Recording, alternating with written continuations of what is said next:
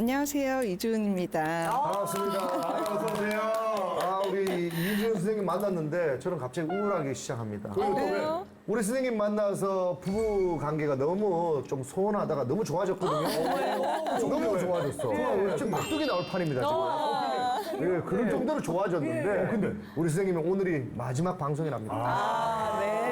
어떡합니까, 방송 연장하면 되지. 시간 연장해. 네. 고맙습니다. 편성할게요, 저희가. 네. 로또 부부 이야기를 한참 하시더라고요. 예. 얼마나 안 맞으면, 안 맞다고 생각하면 로또 부부라는 단어가 나왔을까 싶기도 하고, 이렇게 부부 생활을 좀 더 그래도 좀 더 잘해보고자 하는 마음들이 곳곳에 있구나, 그런 것들을 느껴서 참 마음이 쓰이기도 합니다. 오늘 주제 강연은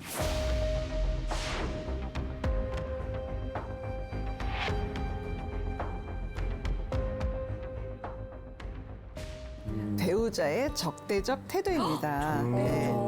양쪽이 다 그럴 수도 있겠지만 사실은 이제 한쪽의 경우가 이렇게 적대적인 태도를 유지하는 배우자가 있을 때 참 결혼 생활이 참 쉽지 않겠죠. 네, 얼마나 곤욕스러울까요? 네. 아니, 오늘 주제를 보니까 사실 저도 이제 오늘 또 마지막이 시간이 되잖아요. 그래서 저도 아쉬움을 느끼면서 궁금한 게 있었어요. 네. 주제 보기 전에 그 많은 위기에 힘든 부부들을 많이 만나보셨잖아요. 네. 우리 원장님이. 네. 그 중에서 혹시 해결을 해드리고 나서 솔루션을 주고 나서 좀 보람 있었던 그런 부부 생각나는 분들 있어요? 그럼요. 너무 그거는 많겠지만.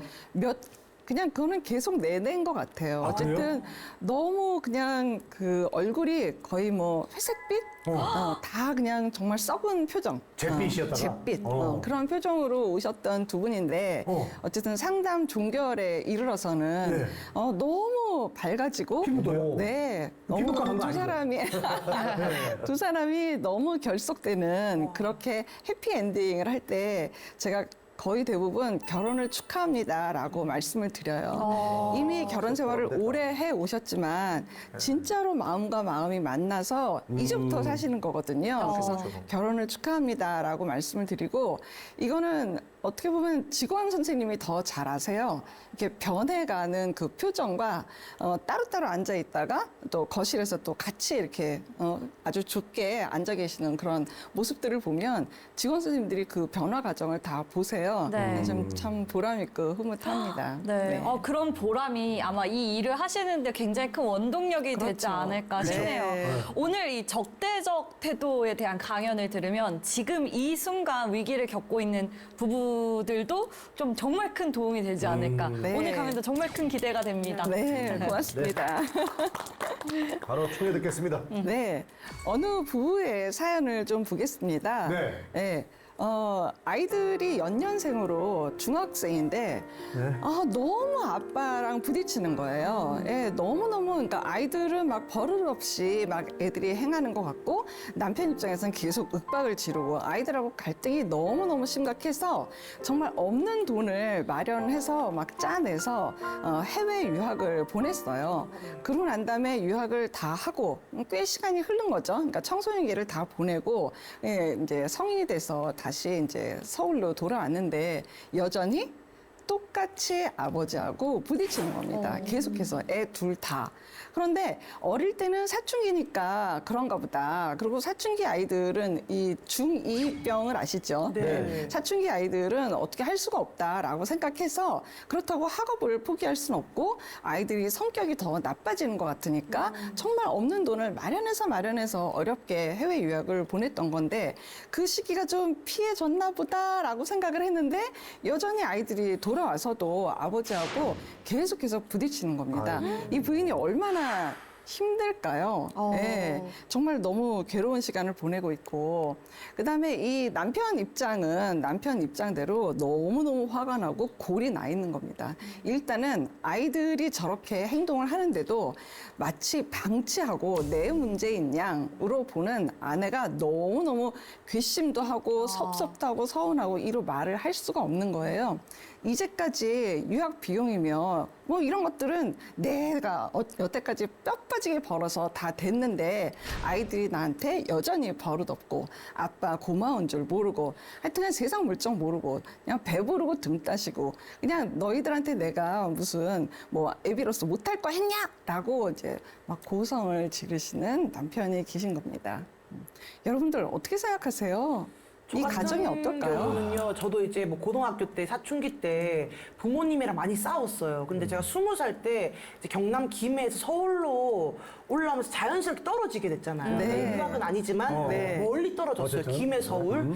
근데 그때 또 되니까 그 이제 부모님의 그 애틋한 그런 또 빈자리도 약간 생각나서 저는 오히려 떨어지고 나서 더 좋아졌어요. 더 돈독해졌는데 사실 또 이 사례를 보니까 저는 좀 개인적으로 좀 이해가 안 가긴 해요. 또 다른 아이들이. 문제가 있을 것이다라고 생각해요. 네, 맞습니다. 어떻게 생각하세요? 저는 뭐 일단 애 셋을 키우는 아빠로서 너무 좀 이제 걱정되는 부분이 혹시 네. 저도 저렇게 될까봐 네. 늘 조심하는 부분이거든요. 네. 근데 이제 간혹 저런 가정이 있다고 생각하고 유추를 해보면 애들한테 아닌 건 아니고 맞는 건 맞다고 해야 되는데 해주면서 짜증을 계속 냅니다. 해줬어. 그럼 해주면서 끝나야 되는데 내가 얘 해줬지. 해줬으니까 넌 고마움을 알아야 돼. 너는 어떻게 해야지?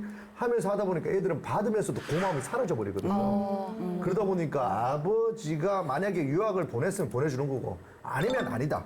어떤 결단을 정확하게 좀 해줬으면 좋겠다. 애들한테나 부인한테 끌려다니는 게 아닌가. 그러면서 짜증만 많이 내는 게 아닌가. 그런 생각이 조금 저는 드네요. 오히려 부인이 남편 편을 들어줘야지 뭔가 자식의 이런 또 입장을 헤아려 주다 보니까 남편분이 굉장히 서운할 것 같다는 생각이 들어요. 그래요. 네, 맞습니다. 가장한테 힘을 좀 실어줬으면 좋겠어요. 네. 네. 사실은 지금 명선님이 말씀하신 것처럼 부모님에 대한 고마움은 어느 자녀들이나 다 있어요. 사실 그게 없지 않아요. 너무너무 감사하고 덕분에 유학 생활도 했고 사실은 낳아주신 길러주신 고마우신 분이고 이런 거 모르는 거 아니에요. 그런데 문제는 뭐냐면 이게 부인도 옆에서 정말 남편 편을 좀 들어주고 그래도 아버지니까 그렇게 하면 안 된다 이렇게 하고 싶지만 끊임없이 만사가 다 불평불만의 지적과 비난의 비교와 그러면 안 뭐 되죠. 평가에 판단에 이제 이런 멘트들이 훨씬 더 퍼센트가 많으면 중간중간에 뭐 그래 뭐 고생했다 뭐 네. 고맙다 뭐 이런 얘기도 했겠지만 사실 그 멘트가 훨씬 더 80% 90%가 된다고 하게 되면 듣는 사람 입장에서는 그게 감사함을 느끼는 자녀 입장에서도 그게 지나치면 쉽지가 안 돼. 않아요. 예. 그냥 깐깐하게 막 그렇게 하시는 분이면 사실은 아무리 고마우신 아버지지만 민마음에서 그게 고마운 거지 표면적으로 행동으로 나오기가 참 이게 우리가 무슨 부처님 가운데 도망은 아니잖아요. 맞아요. 이게 참 쉽지가 않은 경우예요. 예. 어렵다. 아들 입장에서 누가 해달라 했습니까?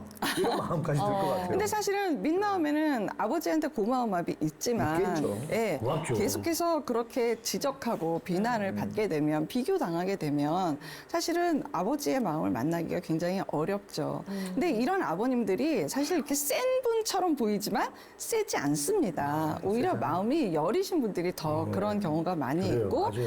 잔소리를 계속해서 끊임없이 하고 있는 그 민마음 안에는 자신도 모르는 불안이라는 게 있는 거예요. 불안이 높으면 그 불안을 어떻게 해소하는 그 방법이 자녀를 사랑함에도 불구하고 사랑한다라고 이야기하는 것보다는 사실은 뭔가 지적을 하고 더 잘 되라고 하고 이거 고쳐야지 되고 이거 틀렸고 이렇게 하면 너 앞으로 사회생활 못하고 이제 막 이렇게 이야기를 하는 거는 누구의 불안? 아버지의 불안인 거죠. 사실 자녀 입장에서는 무슨 얘기를 아버지한테 듣고 싶을까요? 응원이죠. 잘하고 잘했다, 있어. 잘하고 있다. 솔직히 칭찬 격려가 제일 좋더라고요. 네. 그 양한식이 폭삭 속았수다에서 했던 멘트가 아직도 기억나거든요. 뭔데요? 아빠 뒤에 늘 지키고 있으니까 안 된다 싶으면 백해. 빠꾸 해. 딱 이렇게 하잖아요. 얼마나 든든할까. 네. 그러니까 너가 참 자랑스럽고 너를 보면 참 배부르고 든든하고 너 정말 너무 잘생겼고 이쁘고 우리 딸 이런 이야기들이 더 많은 퍼센트를 차지했으면 좋겠는데 아버지의 내면에 자신감이 없으신 분들이 사실 이런 분들이 되게 많이 있어요. 그러고 이제 불안감이 있으면 내가 불안하니까 내 자식을 보는 관점이 제가 잘못될까 봐 제가 어떻게 어디 가서 무슨 일 당할까 봐에 대한 마음으로 보게 되면 안 그래도 사실 부모 자녀는 부모님이 나 잘 봐줬으면 좋겠잖아요. 그리고 내가 참 얼마나 괜찮은 자식인지를 그런 말씀 듣고 싶은 마음이 자녀들은 정말 간절하거든요. 근데 그 말보다는 뭔가 아빠의 불안이 더 선순위가 돼갖고 막 쏟아진다고 하게 되면은 사실 그렇게 아빠한테 다가가고 싶지가 않을 것 같습니다. 예, 너무 안타까워요. 주변에 이런 분들 계시지 않습니까? 특히 옛날 아버지들이 좀 잔소리 많이 했던 것 같은 네, 느낌이 맞습니다. 듭니다. 예. 네. 그리고 이런 아버지들의 또 민마음 중에 또 하나는 뭐냐면 당신이 그렇게 보살핌이 충분하지 않으신 분들이 이런 경우가 많이 있어요. 나는 뭐 내 책상도 없었고 내 방도 없었고 학원 그런 게 어디 있고 뭐 문제집 나 그런 거 구하러 다니느라고 맨날 선배 쫓아다니고 어렵게 해서 이렇게 이뤄냈는데 예전에는 자수성가 하시는 분들이 굉장히 많이 계셨잖아요. 그래서 그 자수성가를 하신 성공 경험이 있으면 더 이렇게 자녀들에게 너는 내가 방도 줘, 너 학비 다 대줘 이렇게 했는데도 너는 부모한테 고마움이 없다. 이 마음은 사실 아버지 내면에서 자기 슬픔을 계속해서 향유하고 있는 중이거든요. 나 옛날에 이렇게 고생했고 아버지한테 이런 거 받고 싶었지만 못 받았고 그냥 지붕 없는 그런 삶을 나는 살고 그 어려운 가운데서도 어쨌든 공부하고 이렇게 해서 여기까지 왔는데 그 마음을 누가 알아줘야 돼요?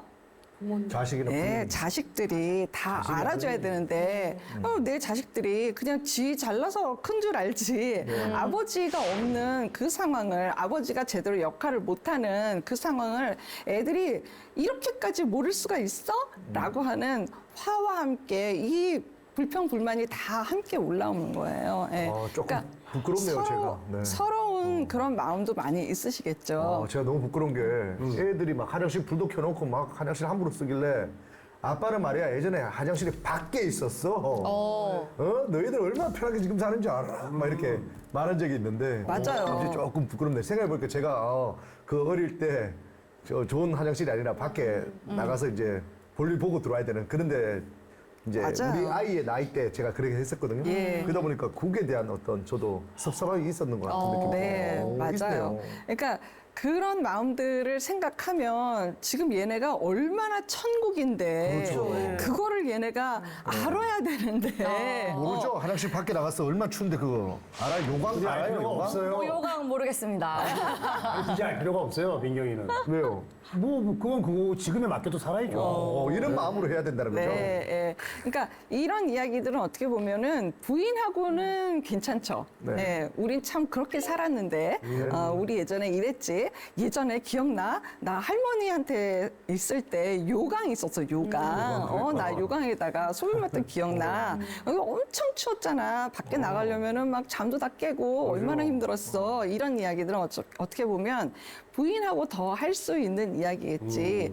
그 내가 경험했던 그것을 기준으로 올 100%를 해가지고 그 기준에 맞춰서 아이들한테 불평 불만에 대한 거, 그다음에 뭔가 너는 왜 고마운 게 없냐 이런 이야기들을 지속적으로 한다고 하면 당연히 중학교에 있는 사춘기 때 아이들하고는 너무 100%다 부딪혔겠고 아무리 다 커서 성장해서 성인이 된 아이들하고도 이거는 부딪힐 수밖에 없는 요인이 되기도 합니다. 어쩔 수 없네. 아빠가 고쳐야 되겠네요. 너무 안타까워요. 그래서 이제는 대화가 안 되는 그 부분을 좀 다뤄보고자 합니다. 부인이 이야기를 해요. 여보, 나 요새 너무 힘들어. 라고 이야기를 하면 모범 답안을 말해보세요. 뭐 때문에 힘들어? 네. 또? 힘들면 하지 마. 힘들어가지고. 내가 책임질게. 이거 큰일 났네. 너무 멋있습니다. 제가 해보겠습니다. 나 힘들어. 내가 얼마나 힘든지 알아? 그러지 마. 내가 더 힘들어. 세상에 안 있는 사람이 어딨어. 야, 너 이렇게. 너무 싫어요. 아, 싫어? 내가 더 힘들어. 너무 싫어요. 아니, 제가 그렇다는 게 아니고, 아까 전에 그 아버지 빙의에 대해서 네. 해보는 겁니다. 네. 좀 퇴마를 해야 될 것 같아요. 자기야 나 힘들어하면 어떻게 하실 건가요? 네. 이제 예비 아빠, 예비 내가 부부. 대신할게. 어머. 마음에 들어요? 괜찮은데요? 대신할게요. 근데 뭔 줄 알고 대신한다고. 내가 하고 올게. 자, 이건 어때요? 내가 힘들어. 얼마 써? 그럼 이제 금융치료. 백 하나 사. 아, 후회가 갑자기 밀려옵니다. 괜히 여쭤봤습니다. 정답이 없나요? 정답 없어요?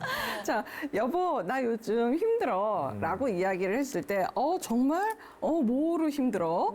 언제, 어떻게, 무슨 일이 있었는데, 내가 좀 들어줄게. 얘기해봐봐. 이렇게 대화가 이어지면 가장 좋겠죠. 예. 당신 뭐 밥은 먹었어? 아까 비 오던데 뭐 다니는데 괜찮았어? 이렇게 대화가 되면 가장 무범 답안인 듯 합니다.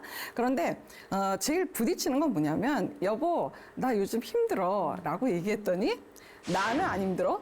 대한민국 사람 안 힘든 사람들이 다 힘들어 다 누구나 다 힘들어 뭐 그거는 다 누구나 그냥 스스로 감내하는 거 아니야? 라고 이야기를 하면 어떻게 될까요? 너무 서운해요. 이거는 대화가 단절.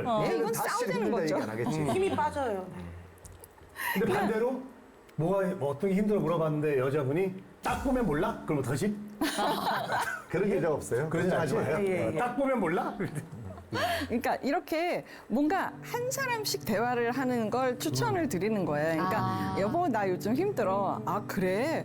힘들면 안 되지. 자기 힘들면 나도 마음이 어렵지라고 이렇게 이야기를 하고. 근데 사실 요즘 나도 참 쉽지가 않네. 나도 좀 힘든 것 같아. 그래 여보. 당신도 늦게 자고. 아유 정말 너무너무 힘들어 보여. 우리 오늘 저녁 때 뭐 해 먹을까? 라고 하게 되면 서로 상호지간에 윈윈이 되는 거겠죠. 예. 이런 대화 방식이 필요한데 네. 이렇게 부딪혀서 그냥 확 막음을 해버리게 되면 대화가 단절되면서 사실은 이제 어려워지는 거예요. 그렇죠. 예. 그리고 이 이제 부부지간에 이제 갈등이 있을 때 두 사람이 싸웠을 때 그리고 부부는 잘 싸워야 되거든요. 예. 그러니까 부부가 잘 살기 위해서라도 잘 싸워야 됩니다. 이 잘 싸우는 거를 하려면 어쨌든 마주 보는 시간이 좀 많이 있어야겠죠. 근데 그러다가도 갈등이 생겼어요. 갈등이 생겼을 때 어떻게 하십니까?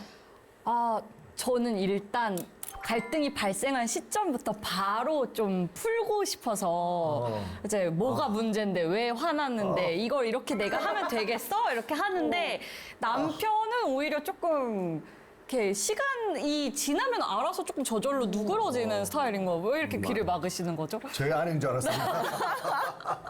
귀를 왜 막는 거죠? 빨리 지금 풀어야. 1시간 급한데. 아니 근데 민경이네 부부는 내가 알기로는 그렇게 안 하고 그냥 한잔해 이렇게 바뀌던데. 진짜요? 그래서 그렇게요? 조금 시간 지나면 이제 또 한잔 하면서 그럼 또 그래. 시작하는 거죠, 이제. 그러니까 아까 왜 그렇게.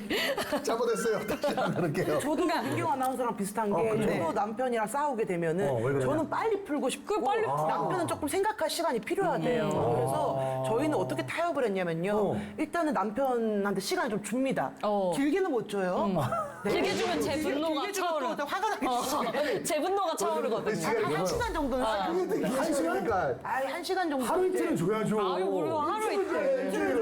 그럼 일주일. 저 잠을 못 자요. 그래서 이제 한 시간 정도 시간 주면 남편도 생각 정리를 하고 오고 저도 그 사이에 조금 흥분 가라앉히고 맞아. 해서 딱 만나서 서로 화해하면서 이렇게 맛있는 거 먹고 네, 좋습니다. 동현네 가져. 저는요 일단은 본인은 넘어가려고 그러잖아, 얼른. 대한민국의 아내분들은 좀 비슷한 케이스들이 많나봐요. 빨리 제 아내처럼 뭔가 빨리 풀고 싶은데 저는 일단 뛰쳐나갑니다.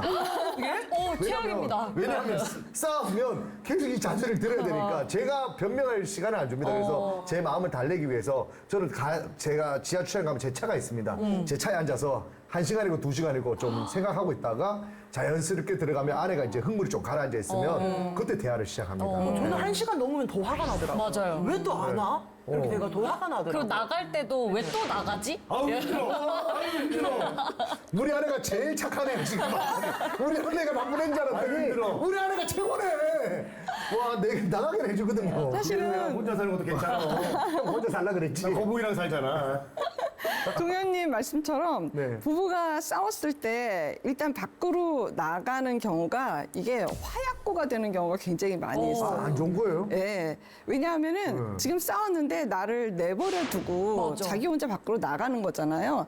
그때 사실은 쥐고 땡기고 이런 어떤 폭력적인 상황이 벌어지는 경우가 굉장히 많이 있어요. 맞아. 못 네. 나가게 하는 경우가 있어서. 예, 못 나가게 좀 하는 그래서 거예요. 싸울 것 같으면 빨리 나가버립니다. 네, 그게 내가 마치 버려지는 것 같고 네. 나를 행동이 떠나는 것 작살나고. 같아서 그게 굉장히 부인들의 마음을 되게 심각해요? 아주 훨씬 더 강력하게 밖에도 영향, 악영향을 악영향을 주는 것 이렇게. 같습니다. 왜냐면 선생님 남자들은 이렇게 싸우게 되면은 있는데. 저도 연애는 해봤을 거 아니에요. 연애 싸움 하면은 있다고. 이렇게 막 서로 흥분할 때가 있잖아요. 그러면 먹을 싸움이 커져. 네. 맞아. 그래서 저도 동엽 씨처럼 일단 도망가요. 자기 왜냐면 생각이 그러면 사람이 좀 삭혀지고 나서 말하면 좀 괜찮거든. 네, 맞아요. 그래서 좀 이제 화가 가라앉지. 예. 화가 난 상태에서 서로 싸우면 제가 맞아. 싸워. 저는 왜 밖에 나가냐? 어. 다른 방으로 들어갔더니 문을 요즘에는 잠궈도 뭐 젓가락으로 다 열고 들어오더라고. 탁탁 하면 나와서 얘기해. 그럼 다른 방 가면 탁탁 화장실에도 다 열리더만요. 그래서 어쩔 수 없이 주차장으로. 주차장 가서 차에 딱 앉아 있어. 근데 이동형은 거기 주차장에 가서 주식을 봐요. 그 일이 더 커지는 거예요. 세상에나. 네, 주식을 본다고. 네, 많이 그래서 싸워야 되는데. 지금 이미 네. 말씀하신 데 답이 있지만 평상시 싸우는 상황이 아닐 때 미리 이야기를 하고 약속을 하는 게 굉장히 중요합니다. 약속을 야, 해. 이제까지 좀 지내봤더니 당신은 조금 시간이 필요하네. 나 같은 경우에는 뭐 싸워도 한 10분이면 난 금방 얘기를 할 수가 있는데 가만히 보니까 당신은 시간이 좀 필요하네. 나는 그 시간을 존중합니다. 그래서 평균적으로 우리가 싸우게 되면 당신은 어느 정도 시간을 확보하면 좋을 것 같아. 동현님 말씀해 보세요. 좀 뭐 만약에 기회가 주어져서 제가 원하는 대로 된다고만 하면 한 1년 정도. 장난하지 마시고요. 별거를 해 그냥 별거를. 장난입니다. 장난이고. 한 3-4시간 정도. 3-4시간 저 3-4시간 정도 예, 있어야 예, 예, 예. 그래서 나는 싸우게 되면 3-4시간 정도는 시간을 좀 확보를 하고 싶어를 평소에 이야기를 해놓는 거예요. 그렇구나. 예. 그래서 이렇게 이야기를 해놓으면 어쨌든 저 사람이 나하고 대화할 의지가 있으면 되는 거예요. 대화할 의지가 나한테 확인이 되면 되는 거예요. 우리 신랑은 3시간이나 4시간 뒤에는 와서 말을 걸어주겠구나. 그래서 그래. 그 말씀도 하시는 거죠, 동현님이. 네. 내가 3시간이나 4시간 정도 내 시간을 갖고 난 다음에 내가 당신한테 와서 대화를 요청할게. 그렇게 이야기를 하는 거예요. 그리고 네, 좋다. 만약에 오늘 싸웠다. 그러면 이 건에 대해서 내가 내일 퇴근하고 저녁 8시에 당신하고 얘기했으면 좋겠어. 라고 그게 좋지. 카톡을 보내놔도 괜찮아요. 그러니까 제일 문제가 되는 건 뭐냐면 나중에 얘기해. 이 나중에가 이게 기약이 리밋이 없어가지고 정확하게 해야 이거는 되는데. 사람을 미치게 하는 거나 마찬가지예요. 그러니까 나한테 필요한 건 뭐라고요? 이 건에 대해서 저 사람이 나하고 대화할 의지가 있다. 이것만 있으면 되는 거예요. 근데 문제는 저희는 애가 또 많다 보니까 집안일이 정신이 없습니다.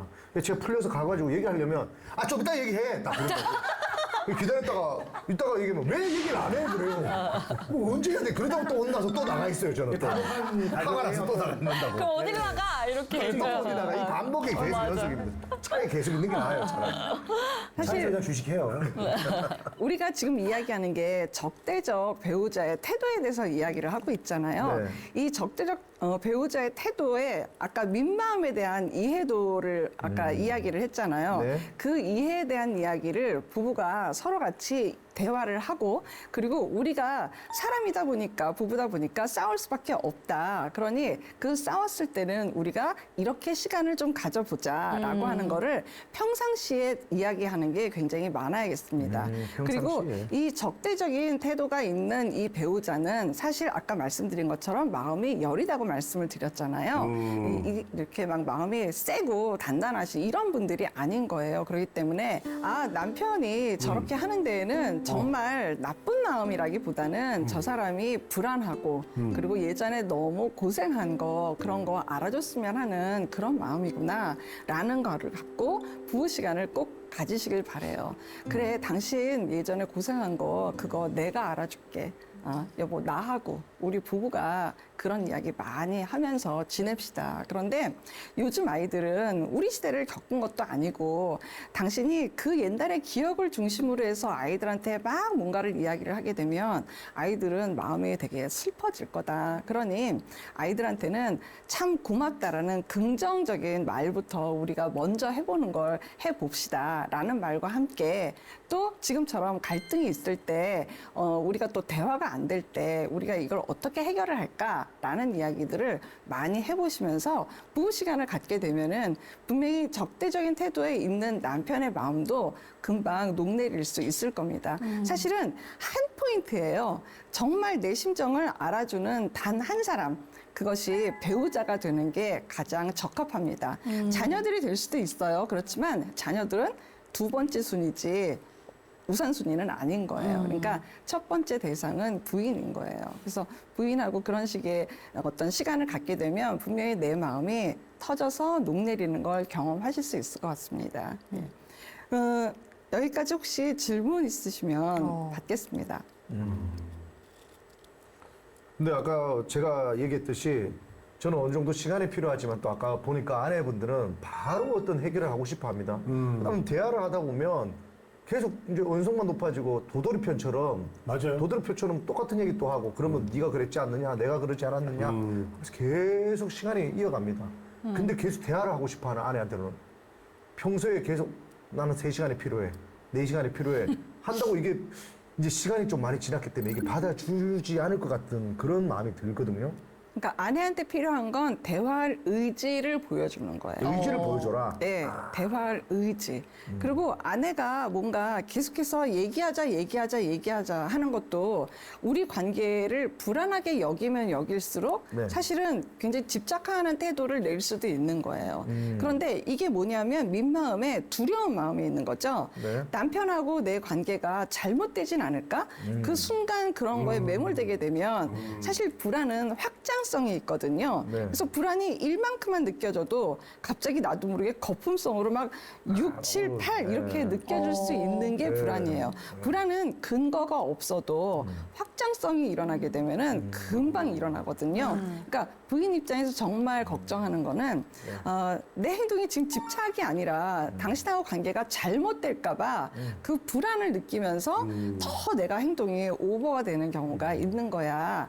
라는 그런 대화를 해보시면 좋을 것 같아요. 이 프로그램을 같이 시청하시면 네. 훨씬 더 도움이 되실 것 아닙니다. 같아요. 괜히 뒷담화 했다가 또 혼날 수 있으니까 네, 제가 혼자서 정리해 보도록 하겠습니다. 의지를 보여주는 게 중요하다. 의지를 보여줘라. 근데 그 의지가 우리 저기 와이프한테는 이 시간을 회피하려는 걸로 보였을 수 있어. 그렇군요. 그러니까 정말로 구체적으로 내가 진짜 조금만 있다가 내 생각 정리해서 얘기할게. 그런 의지로 보여지는 게 아니라 네. 3-4시간 후에 얘기를 하자고 했지만 와이프가 볼 때는 그냥 이 사람 이거 지금 이 시간 피하려고 그러는구나.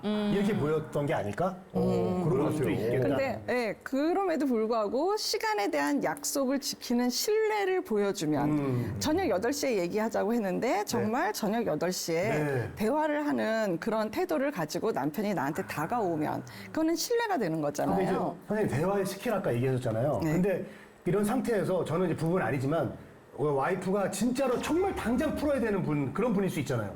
그런 분일 때는 어떻게 좋은 그러니까요. 대화 어떻게 스킬을 합니까? 좀. 그거는 굉장히 많이 고마워해야 될 것 같아요. 남편한테. 내가 지금 당장 풀어야 되는 내 욕구를 그래도 받아주겠다고 남편이 앉아있을 때는 일단 너무너무 나를 이렇게 면전에 나를 이렇게 내 앞에 앉아줘서 너무 고마워. 내가 지금 이게 너무너무 힘든데 이 상황에 대해서 당신이 이렇게 나하고 함께 마주해줘서 너무 고마워. 고마워해야 라고 된다. 하는 이야기를 먼저 하시기를 해줘. 저는 좀 하세요, 아시겠죠? 권장해요. 해주란 말이야, 민경아. 지금 당장 회초리만 들지 얘기하자고. 말고 회초리만 들지 말고 근데 아까 전에 부부가 서로의 그 감정이나 약간 그런 것들을 가장 공유하는 게 부부가 1순위여야 좋다고 하셨잖아요. 근데 만약에 상대방이 너무 적대적이고 매사에 불평, 불만이고 이러면 이거에 어떻게 공감을 해줄 수가 있을까요? 네, 너무 어려운 일이에요, 네. 사실. 예, 그래서 그 적대적인 남편을 일단 바라보는 관점부터가 저 사람을 안쓰러움으로 보게 되면은요, 훨씬 마음이 달라질 거예요. 그럼 적어도 내가 내면에서 내 화가 나오지는 않아요.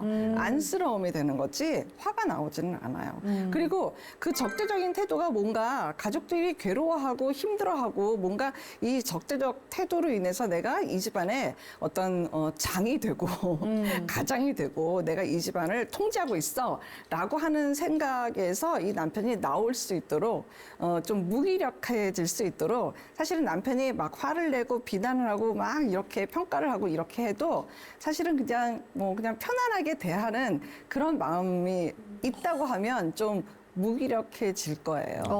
그러니까 별로 이렇게 받아주지 않는 거가 되겠죠. 나는 이럴 때마다 당신 보면 너무 안타까워, 안쓰럽고 그냥 불쌍해. 나는 당신하고 힘이 쭉 정말 빠지는데요. 대화를 하고 싶어. 이런 내 속에 내면에 있는 이야기들을 자분자분 이야기하면 남편도 분명히 제자리를 찾아오시게 될 겁니다.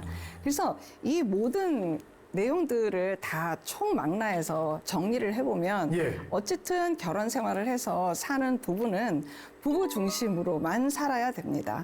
네, 그 부부 중심으로만 살게 되면 그 내면 안에 있는 그 집안에서 벌어지는 모든 일들은 그것을 중심으로 해서 다 해결을 할 수가 있어요. 뭐 부모님 문제도 해결할 수가 있고 자녀 문제도 해결할 수가 있고 이런데 만약에 부부가 부부 중심이 안 된다라고 하게 되면 사실 어떠한 문제도 제대로 풀기가 쉽지가 않습니다. 그래서 이 부부 중심의 내용을 유지하기 위해서라도 부부 애착과 부부 친밀감은 가장 소중한 내용이라는 것을 여러분한테 꼭 전달드리고 싶습니다. 네. 아유. 부부 중심. 부부 중심. 하라고. 네. 자, 오늘까지 이렇게 4강에 걸쳐서 부부 이야기를 우리가 같이 한번 해봤는데요. 여러분들에게 유익한 시간이 되셨기를 바랍니다. 고맙습니다. 아이고.